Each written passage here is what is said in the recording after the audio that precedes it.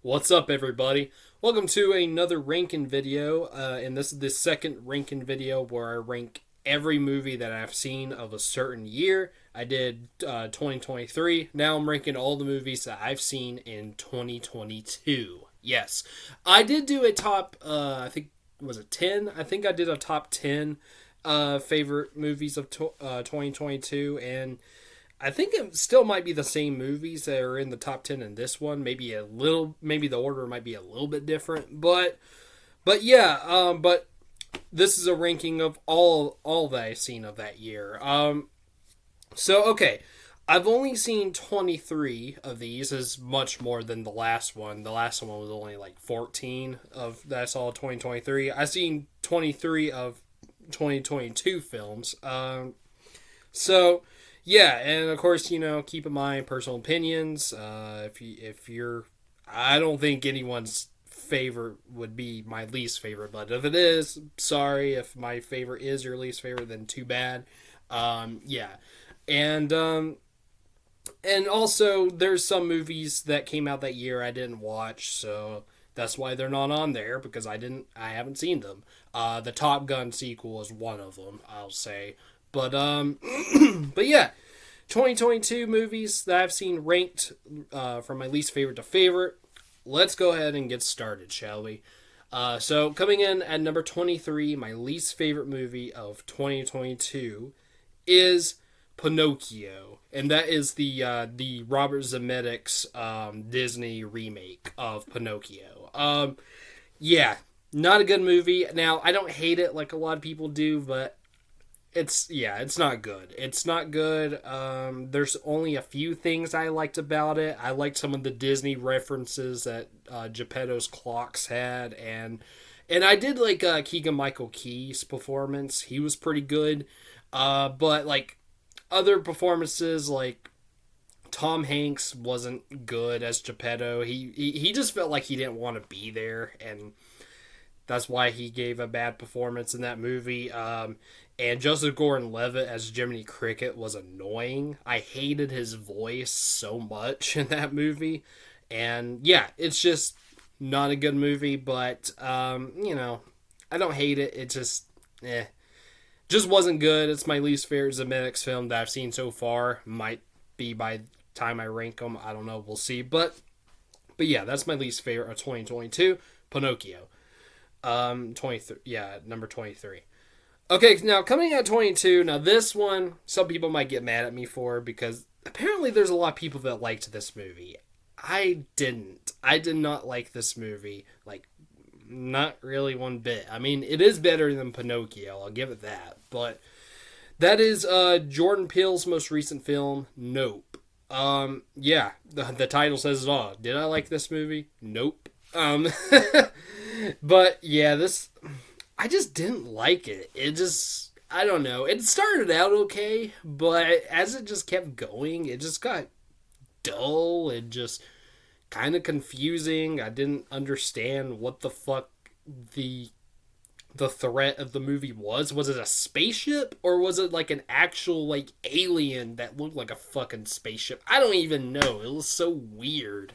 And the ending was terrible. The same guy in Get Out, which I do like Get Out. I haven't seen Us yet, but I do like Get Out. That's a good Jordan Peele movie. But the guy from Get Out, who was fantastic in that movie, he wasn't all that great in this movie, I didn't think. Keke Palmer, I thought was really annoying. And yeah, this movie, it disappointed me. I was looking forward for it, but I didn't like it. So yeah, nope, that's my number 22. And coming in at number 21, that is a Pixar movie, Turning Red. Yeah, some people might get mad at me for this too, because this one I think is more divisive, but I think when I first saw it, I think I gave it a decent rating. I did review it, and, I thought it was alright then, but the more I think about it, I just don't like it. Like, it's just, I don't know. I just don't really like it. It does have an interesting premise, but I think it would have worked better if it was like a Studio Ghibli movie, not a Pixar movie. So, yeah, Wasn't a fan of Turning Red, and that's my number 21.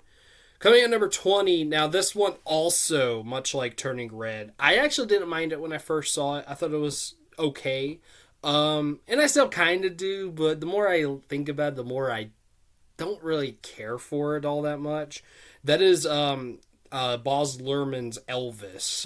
Yeah, with Austin Butler as Elvis. Um, I thought he did a decent job in the movie, but not like amazing. I don't know. And I don't think Tom Hanks was terrible in this movie. He was kind of annoying, but I didn't think he was terrible in this movie. I thought he did a decent job. I know some people hated Tom Hanks in this movie, but he was kind of annoying, but I don't know. He was okay. But this movie is just way too gimmicky and all that, and the editing's cool and all, but it's just too much. It's just too much. I don't know. Maybe I'll watch it again when I do my Baz Luhrmann ranking, but and it's actually the only Baz Luhrmann film I've ever seen too so far. But yeah, Elvis. That's my number 20. Coming at number 19 is the other Pixar movie from that year, which I like slightly better than Turning Red, but this was disappointing because I really wanted to watch this movie when I first heard of it. That is Lightyear. Yeah, Buzz Lightyear spin-off movie sounds awesome, and I will say the premise of this movie is actually pretty cool, just because it's supposed to be like the movie that Andy saw that made him want to get the Buzz Lightyear action figure. So that's pretty cool, but just too bad the movie itself just wasn't very good. Like Buzz himself wasn't really that interesting. You know, he definitely wasn't the Buzz we know and love from the Toy Story movies. I think Keke Palmer's in this movie too, if I remember correctly. Now she was okay. She was a lot better in this than I thought in Nope. But and there was one character in this movie I did like, and that was Socks the robot cat. He was cool. I did like him. He was like the best thing about the movie. But I hated the twist with Zurg. That was just bad. That was really bad. That is the worst thing about this movie is what they did to Zurg in this movie. But yeah, I mean the animation's good, but you know it's Pixar, so the animation should be good. But it's not. It's unfortunately not a very good movie. Unfortunately, it's not. I don't hate it, but I don't know. I think I would rather watch this again than Turning Red if I had a choice to rewatch one of those two movies. I would choose Lightyear, but I don't know if I'll ever watch it again. I don't know. But yeah, that's my number 19 is Lightyear. Coming in at number 18 is the Bob's Burgers movie. And I'm not like a humongous Bob's Burgers fan. I've seen the show, not every episode, but I've seen some episodes, and you know it's an okay show. It's not one of my favorites, but I think it's okay. I think some of the characters are funny. I do like H. John Benjamin, and I do like Bob himself. He's a pretty funny character, and his wife Linda is pretty funny. The kids are kind of annoying. Luis is all right, but like Tina is weird and Gene is annoying. But yeah, I don't know. It's just an okay show, and this movie is also just okay. One thing I will say about this movie, it doesn't really feel like a movie. It more just feels like a longer, like an hour long, hour and a half or whatever, however long this it was. It just feels like an hour long episode, really, of the show. Like, it didn't feel cinematic. That's the thing, like, other movies like this, other movies that were, based on the shows like the Simpsons movie, South Park Bigger, Longer, and Uncut, Beavis and Butthead Do America, and even the first SpongeBob movie. Actually, the second one, too, even though that movie, I rewatched it, it's not that great. Like, I used to thought it was pretty good, but I will say, like, even that, like, all those movies, they all feel like films. They all feel like cinematics. They all feel cinematic, and they don't feel like episodes of the shows. So, but this one did. This one didn't really feel like a movie, and I don't know. I barely remember anything from it. What I do remember, didn't really, I don't know, I wasn't a fan. I mean, it was okay, but yeah, one and done. The Bob's Burgers movie, that's number 18. Coming at number 17, we have another animated film. We have three animated films in a row, and then we got another one after this. So it's going to be four animated films in a row, and it's not even the only animated movies on this list. But number 17 is The House. This one, I don't know. This one you might never heard of before. I think it's on Netflix, if I'm not mistaken. But I will say this one's kind of cool. Like, I didn't love the movie itself, but I did think it was kind of cool because it's an anthology film, and it has three separate stories that, like, it's just all these different characters, and it's supposed to be the same house, which is interesting. I remember the third story being pretty good, but I didn't really care for the other two. But yeah, that's pretty much all I got to say about that one. It's okay. I think Mia Goth was in it, if I remember correctly, and also Helena Bonham Carter as well. So that's cool, but yeah, it was okay. That's my number 17, The House. Coming at number 16. Now this one I didn't love. I thought it was decent. That is the other Pinocchio movie by Del Toro. I'm not going to say his first name because I still don't know how to say his first name, but if you know who I'm talking about, then yeah, the guy did Pan's Labyrinth, Del Toro. The Del Toro's Pinocchio. Now this one is much better than the other one, the Zemeckis one. I still didn't love it, but it is a good movie, I will say. I barely remember anything from it, but I remember the voice cast was all great. I remember Hugh McGregor was actually the cricket. I don't think his name wasn't Jiminy Cricket, but it was like Sebastian, I think, something like that. But he was the cricket, and I remember Kate Blanchett actually played the monkey, and like she mostly just did monkey noises, but she was really good at them, I will say. And I forgot who else was in it, but yeah, I thought it was a pretty decent movie. The animation was really interesting, and it was pretty cool. I might rewatch it. I imagine when I do my Del Toro ranking, I will rewatch it, and by then I will try to learn his first name. But yeah, but yeah, Del Toro's Pinocchio. That's my number 16. My number 15 was kind of a disappointment for me. Kind of. I mean, I didn't like it, but what I wanted to watch it for didn't disappoint me at all. That is See How They Run, starring, I believe, yeah, Sam Rockwell, and I think Adrian Brody was in it as well. And, of course, one of my celebrity crushes, Saoirse Ronan, who... Yeah, she was the big reason why I wanted to see this movie, and she is definitely the best part about this movie. She was really good in this movie. Her character was really, really fun, really cute, really funny, and really smart too, kind of. If I remember correctly, I think she kind of had some dumb moments, but I think she was mostly pretty smart, if I remember. I don't know, but she was the best part of this movie. Sam Rockwell, I do like as an actor, but I don't know. He didn't really do much for me, and if I remember, I barely remember it, but I do remember loving Saoirse Ronan in the movie. She definitely didn't disappoint. She's definitely the best part. But other than that, it was just it was just a really good performance by Saoirse Ronan in a mediocre movie. So yeah, but yeah, See How They Run. That is my number 15. Coming at number 14. Now, this one was kind of disappointing for me, too, because I wanted to watch this because this was actually one of my favorite YouTubers. He was actually the one that inspired me to do this channel. Little shout out to Jay Vaders. This was his favorite movie of 2022, and that is Vengeance, which was directed by and starring BJ Novak from The Office, who plays Ryan Howard in it.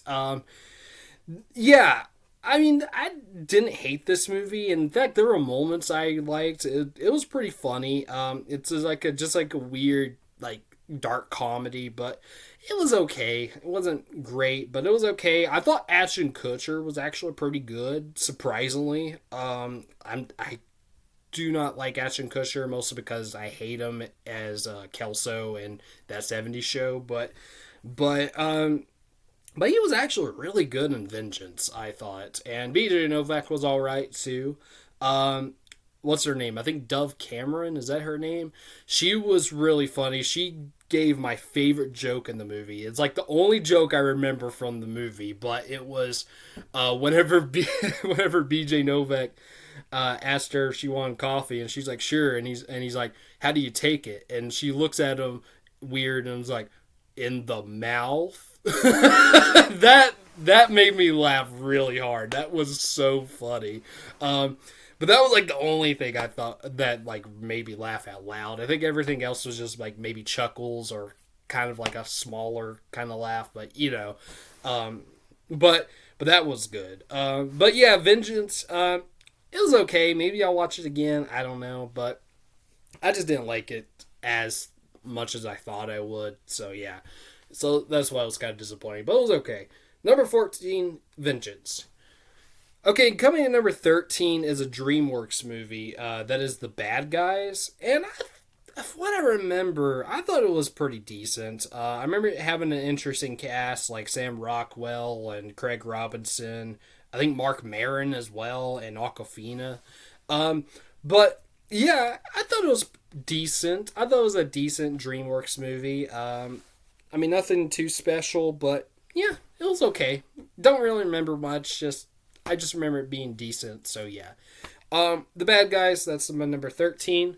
Coming in at number 12, we got Weird, the Al Yankovic story. Okay, now I think I remember putting this in my top 10 originally in the top 10 video, but thinking back, like I don't know. I mean, I did like it, but I don't think I would ever watch it again, to be honest. I think it was a one and done, but it was very entertaining. It was ridiculous. It was really stupid. But that was the point of the movie. I think it accomplished what it was supposed to be. It's not a biopic, like, at all. It's completely fictional. Uh, it's a fictional uh, biography of Al Yankovic, but it makes sense because Weird Al Yankovic, is a parody artist. So this is a parody on biopics. So it makes complete sense. So in that sense, yes, it's a very good movie. It was just, I don't know. It was just a little bit too much for me. I still enjoyed it for what it was, but it just got too ridiculous for me. I will say a movie that did that premise much better, I thought, in a movie I can rewatch. It's a dumb movie too, but I can rewatch it. That's Walk Hard, the Dewey Cox story. That one's, of course, a spoof on biopics, but with an actual fictional character. But that movie does it better. I thought that movie did it 10 times better. It was dumb too and pretty ridiculous, but it worked, and it was hilarious. This movie was funny. It did have some funny moments, but a lot of it was just too dumb and just, yeah. But it was still a decent movie. It was good for what it was. So yeah, Weird Al Yankovic story. That's my number 12. Okay, now coming at number 11. Oh boy, this one you guys are going to hate me for because I think this is a lot of people's favorite movie of 2022. But I gotta be honest, I don't get it. I'm sorry. I don't think it's all that good. It was okay. It was a decent movie, I suppose, but I will rewatch it. I own it, so I will rewatch it, and maybe my opinion will change. But my number 11 is Everything Everywhere All at Once. Yeah, I gotta be honest. Good movie, but a bit overrated. I'm sorry, but it was a bit overrated. I thought most of the performances were really good, especially from like Michelle Yeoh and what's that guy's name? Ki Hugh Kwan, I think. Ki Hugh Kwan. who, you know, from the Goonies and Temple of Doom. He played Short Round in Temple of Doom. He was really good, and Stephanie Hsu as well. I think she was actually my favorite part of the movie, if I remember correctly, Stephanie Hsu. But, like, you know, I understand Michelle Yeoh and Ki Hu Kwan got their Oscars. Okay. But Jamie Lee Curtis, she wasn't even that great in this movie. I mean, she wasn't terrible, but she wasn't that great. I don't even think she should have even got a nomination, but winning the Best Supporting Actress award, what? And especially Stephanie Hsu was even nominated for that award. It should have gone to her. I mean, my vote, honestly, Hong Chow for The Whale, which we'll get to that movie much later, but still, you know, if not Hong Chow, then Stephanie Hsu should have got it, not fucking Jamie Lee Curtis. And I just want to say, I'm not a Jamie Lee Curtis fan. I think she's a very overrated actress and not even that good of an actress. And she definitely did not deserve that Oscar. Like, what the hell? I don't know. But you know, I mean, other than that, it had some weird and kind of cool stuff in this movie and some funny stuff. Now, I will say the what was it, the raccoony or whatever joke, you know, the spoof on Ratatouille, but with the raccoon. That was good. That was really funny. But like, yeah, it's, I don't know. I just need to rewatch it, I guess. It was just too weird and didn't make any sense to me, really. And I don't know. Now, I will say, the other popular movie that these guys made, the Daniels, that would be Swiss Army Man. That movie, I think, was so much better. That's a hot take, I know, but Swiss Army Man was amazing. This one, But, I mean, you know, it's a decent movie. I would at least give it a 7 out of 10, but I just need to rewatch it. I own it, so one of these days I'll rewatch it. I probably should have rewatched it for this ranking, but I just didn't really feel like it. I don't know, but one of these days I will rewatch it, so maybe my opinion will change. Even if it's just a little bit, even if it goes up to 8, that would be fine. But yeah, sorry, but Everything Everywhere All at Once is my number 11. Didn't even make the top 10. I know. I can't remember if it made the top 10 when I did that video. I can't remember. It might have. But anyways, my number 10 is a movie that I thought was decent, but I did think the best part of it was the leading role. That is Emily the Criminal, starring Aubrey Plaza. And Aubrey Plaza was really good in this movie, and she's mostly known for just comedy, and she is good at that. You know, she's funny, but her in a dramatic role, she surprisingly nailed it. Like, that's, in my opinion, I might watch it again, but I don't know if I will. But that was what really, that's what made me like the movie, like, at all, was her performance in this movie. She was really good. But yeah, not really much to say other than Aubrey Plaza was great, but yeah, Emily the Criminal, that's my number 10. Coming in at number 9 is, I don't know if I would say this is an overrated movie. Maybe a little bit, but I did like it better than Everything Everywhere All at Once. And it's a movie that I surprisingly like. Like, when I first, you know, when this movie was first coming out, I didn't think I was going to like it, but I thought, I'll check it out. And it surprised me that I did enjoy it. That is The Batman. Yeah, I actually liked The Batman. I did. I think I reviewed it too, if I remember correctly. But I thought the cast was great in this movie. Robert Pattinson was great as Batman. He wasn't great as Bruce Wayne, but he was a really good Batman, I thought. Much better than Christian Bale. That might be a hot take, but yeah. But I thought Zoe Kravitz was good. Colin Farrell was really good as the Penguin. Like, you know, he's definitely unrecognizable as the Penguin. And even his voice, it doesn't even sound like him, but he really pulled it off. And my favorite, oh yeah, Jeffrey Wright too was good. But my favorite was Paul Dano as the Riddler. He was what made the movie for me. I loved Paul Dano as the Riddler. Like he was, oh my god, he was so good. He was really fucking good and just crazy and yeah, it was so good. Um, yeah, the ending wasn't great. Like I don't know if that was supposed to be the Joker, and if I'm not mistaken, I think that was supposed to be Barry Coogan, or whatever his name is, who will appear in another movie coming up. Same with Colin Farrell. This might be spoilers, but yeah, I didn't really like that scene, and the ending wasn't great, but it was still a decent movie, I thought, and I don't know what they're going to do with the sequel, but I'm kind of curious. We'll see. But yeah, the Batman, decent movie, and I liked it better than the Dark Knight trilogy. So yeah, the Batman. That's my number 9. Coming at number 8, we have Babylon. Damien Chazelle.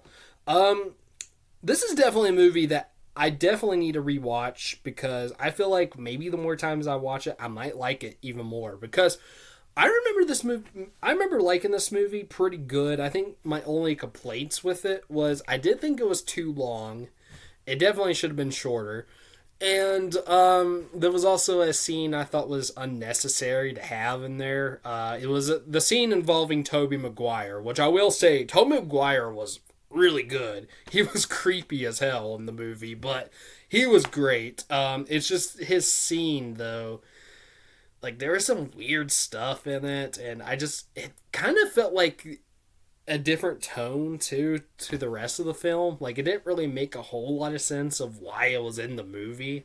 Like I don't know, it felt unnecessary, so I didn't really like that scene. But other than that, I thought this was a good movie. Brad Pitt was okay, I guess. He's basically playing the same characters nowadays, it seems like. But he was, But Margot Robbie was great. I think that this was her best performance. And I don't know the actor, but the guy who played Manny, I think was his name, the main character, he was really good. Yeah, there were some really cool scenes in this movie. Like the scenes where they're filming movies, I really enjoyed. Like I really like those. And there is like a little bit of similarities to like Paul Thomas Anderson, like especially Boogie Nights, but even like I would say even a little bit of Magnolia as well. It kind of reminded me. But so nothing new, but still like I don't know. I will say I actually really loved the ending. I thought the ending was really good. But yeah. And this might be a hot take, but I actually did enjoy Babylon better than La La Land. Not Whiplash. Whiplash is way, way better than Babylon, but I enjoyed Babylon more than La La Land. That's probably a hot take, but yeah, Babylon. I thought it was a decent movie. I thought it was pretty good actually. Just wish it was a little shorter and wish that Tobey Maguire scene wasn't in it, but. Other than those, yeah, it was a good movie. Yeah, Babylon, that's my number 8. Coming in number 7, we have a Richard Linklater film, and this is one of his animated films. That is Apollo 10 and a half, Space Age Odyssey. Or, no, Space Age Childhood is the name of it, yeah. This movie was pretty cool, I thought. Like, not really much goes on with it, but I still thought it was very well made, though, and I thought Jack Black did a fantastic job narrating this movie. Like, he did a really good job narrating. And the animation, I thought, was really good, and yeah, it was just a cool movie. It wasn't, like, anything too special, but it was pretty cool. I might rewatch it again, maybe at least one more time, because it wasn't, like, an amazing movie, but it was still a good movie, I thought. So yeah, it was pretty cool. So yeah, Apollo 10 and a half, that's my number 7.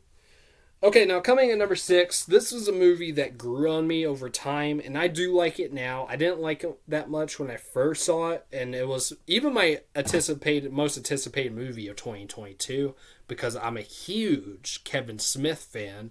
But my number 6 is Clerks 3. This might be a hot take, but I like this better in Clerks 2. Definitely not Clerks 1. No way. No way. But Clerks, yeah, I think Clerks 3 is better than Clerks 2. Now, I will say, it's not as funny as Clerks 2. So, Clerks 2 is a better comedy, but I think Clerks 3 is a better movie overall. I think it does have some good emotional stuff in the film. Like, this and even Jay and Silent Bob Reboot had a little bit of good emotional stuff too, and they were the first movies that Kevin Smith made after his heart attack, and this movie is even about his heart attack, you know. But if you've seen the movie, you would know. But yeah, I really enjoyed it. I really like it now. Didn't too much then when I first saw it. I was kind of disappointed by it, but yeah. I mean, Jeff Anderson is fantastic as Randall, as he always is. Even though he is a little different in this, I will say he's not as funny in this as like he was in the first two, but he's still good. He's still like his acting is really good as Randall. Brian O'Halloran was okay. I thought he was better in the first two, but as Dante, but you know, he's all right. Jay and Silent Bob are still funny in this, as they always are. I even liked Elias better in this movie than I did in the second. I thought Elias was actually funnier in Clerks 3. I think he was the funniest part of the movie. Elias and his friend, too, who mostly didn't talk either until the very end, but his Silent Bob. But, yeah, they were the best parts of the movie. I thought the best part of the movie. I thought they were really funny. But, yeah, it's a decent movie. Not a great movie, but it's still pretty. It's decent, and I do like it better than the second movie, but definitely not the first. But yeah, Clerks 3. I like it now, and that's my number 6. Okay, coming at number 5, we finally top 5. So coming at number 5, we have a really weird horror film, and that is The Menu, starring Ray Fiennes, Anya Taylor-Joy, and is it Nicholas Hoult? Is that his name? Yeah, Nicholas Hoult. Yeah, this movie is really weird. This movie is so bizarre, and it goes in a direction that honestly you wouldn't expect, because I was expecting cannibalism whenever I even first heard of this movie. I was like, that has to be about cannibalism, right? And it's not, but it's still really weird and fucked up, though.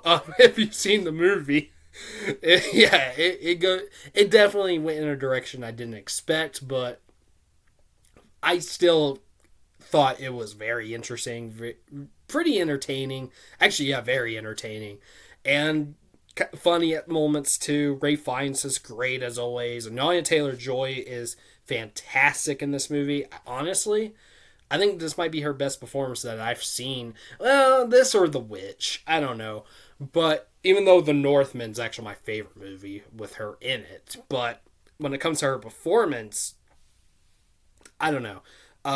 Spoilers. I actually do have The Northman coming up. But I forgot that was from this year. But yeah, she's fantastic. Nicholas Hoult, too, was good. But yeah, The Menu. Yeah. It's a good movie. It's really weird and fucked up, but I like it. And that's my number 5. And now we got another weird and fucked up horror movie. This one I think is a little bit more humorous than the Menu. The Menu was kind of a comedy too, but this one I think is a little bit more of a comedy, but it's also really weird and fucked up. That is Barbarian. This one I like slightly better just because it had both of those movies had really interesting premises, but I kind of like this one a little better. And this is a movie, like, I'm not even going to talk about what this is about. I mean, I didn't say what The Menu was about either, but this movie, if you never heard of this, just watch it. Just watch it. Go into it blind as possible, not knowing anything. And just watch it. Okay, that's it. I'm not going to say anything else. It's just a weird, crazy movie. But you need to watch this if you haven't. So, yeah. Don't read anything. Don't watch a trailer. Just go into it. Just go into it blind like I did. Like, I had really nothing. I didn't really know anything about it. I knew it was going to be a horror movie, but I didn't know anything about it. And Sorry. Sneeze. I'm keeping that in. But yeah, it's a crazy movie, and you need to watch it if you haven't. So, number 4 is Barbarian. I might need to sneeze again. Maybe not. Okay. So coming in number 3, we have a movie I actually just mentioned a little bit earlier. That is The Northman. Yeah, The Northman. This is actually my favorite Robert Eggers film. That might be a hot take, because I know a lot of people like The Lighthouse, and a lot of people like The Witch as well. And I think I've heard that most people say, even if they do like this movie, I think I've mostly heard that it's just not as good as those two. I disagree. I love The Northman. I thought this movie was fantastic. I've seen it twice too, and it is so good. Excuse me. The cinematography is amazing. Editing is great. All the visuals are great. The cast is great. Alexander Skarsgård is fantastic. Anya Taylor-Joy is good. Willem Dafoe and Bjork, my favorite singer, and Ethan Hawke, who are barely in the movie, but they're all good too. And Nicole Kidman is also good. And yeah, it's a okay. I'm going to compare this to a movie I absolutely hate that a lot of people like. And I'm only going to just because there are a little bit of similarities in terms of story. But I think The Northman is 10 times better than Gladiator. I honestly hate Gladiator with a passion. I think that is honestly one of the worst movies I've ever seen. Yeah, I'm not joking. I don't understand why people love that movie, and I don't understand how it won Best Picture either. That movie sucked, except for Joaquin Phoenix. He was good, but it was still a bad movie, I thought. But this one, I think, was Gladiator done right. Of course, different time period, but still, like, it's similar, you know? And when it comes to, like, you know, the story, it's a little bit similar. So, yeah, I liked The Northman 10 times better than Gladiator, and it's just an awesome revenge movie, and yeah. The Northman, that's my number 3. It was my number 2, but then I recently rewatched this one, and I moved this one up because I think I even liked it better than the first time I saw it. That is my number 2, a film by Martin McDonagh, I think is his name. That is The Banshees of Inisherin. Yeah, this movie was so good. This was nominated for Best Picture. Unfortunately, my number 1 wasn't, but this was nominated for Best Picture. And even though if my number 1 was nominated, that definitely should have won. But since it wasn't nominated, this should have won Best Picture, not Everything Everywhere All at Once. Like, I thought this movie was so much better. Colin Farrell and oh my god, why am I blanking out his name? Brendan Gleeson. Yeah, they're both fantastic in this movie. They got great chemistry, even though they don't like each other, but still, it's just so good. It's actually really funny if you think about it, because it's these two grown-ass men who used to be friends, and then one of them says, hey, I don't want to be friends anymore, so stay away from me. It's like they're these two grown-ass men, but they're actually like kids. It's really funny. Karen Condon was great in this movie too, and Barry Cogan, he was pretty good too, I thought. And yeah, it's a really funny movie. There are some sad moments too, but it's mostly pretty funny, and I love it. I love The Banshees of Inisherin. It's pretty ridiculous, and yeah, it's a great comedy. I think it's honestly maybe the best comedy of this decade so far that I've seen. I think it is, honestly. I think it is. So yeah, The Banshees of Inisherin, fantastic movie. But however, and that's my number 2. But however, there's one other movie. If you know my channel, maybe you would know.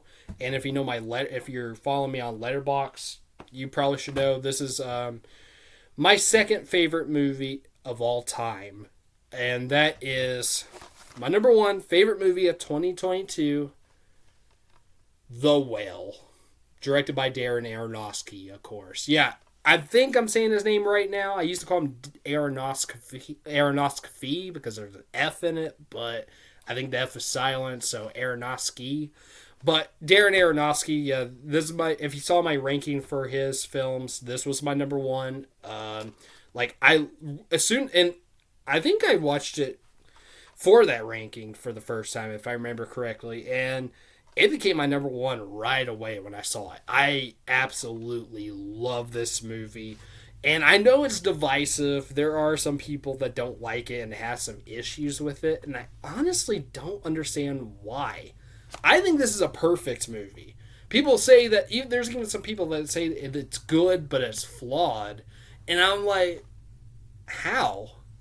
I don't see any flaws in this movie. I honestly don't. I think it's a perfect movie. I mean, I know there's no such thing as a perfect movie, so technically it's not, but I do think it's a masterpiece. And of course, Brendan Fraser is outstanding in this film. He definitely deserved that Oscar. So glad he got it. Sadie Sink is fantastic as well.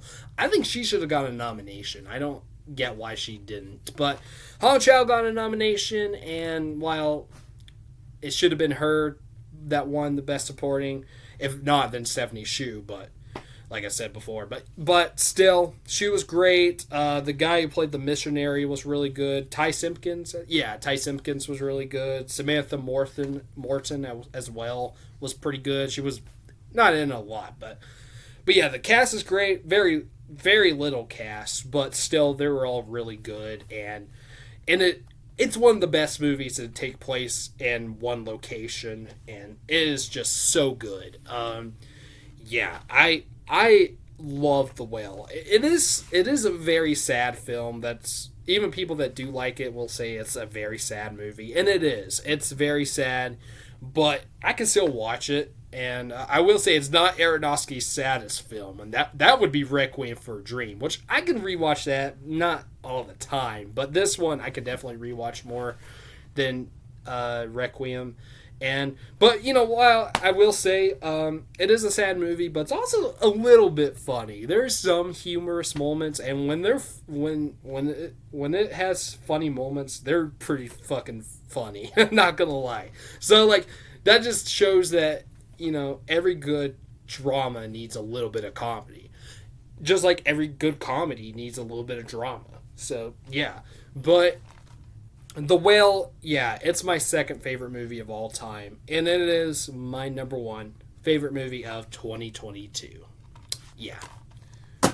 Alright, there we go. And this video's a little long. We're at the 40-minute mark now. I apologize for that, but if I have more than what I did in this one, I'll try not to talk too much. Try to make it a little shorter if I can. But anyways, if you made it this far, thank you very much for watching. Down in the comments, if you want to, give me your ranking for all the movies you've seen of 2022. If not, just say what your favorite and least favorite is, or top 10, top 5, whatever. So yeah, okay.